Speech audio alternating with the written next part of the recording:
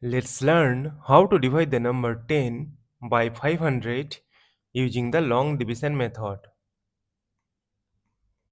Now see that this 10 is less than 500. That is why we need to borrow one zero, and for that we need to put a decimal here. And before this decimal we will put a 0. And again see that this 100 is less than 500. That is why we will again borrow one zero, and for that we need to put a 0 here.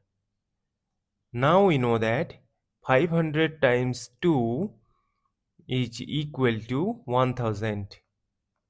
Subtract, we get a 0.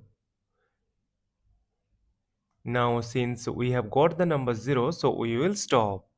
Therefore, 10 divided by 500 is equal to 0.02. And this is our final answer. Thank you for watching. Please like, share and comment on the video. Also do subscribe the channel.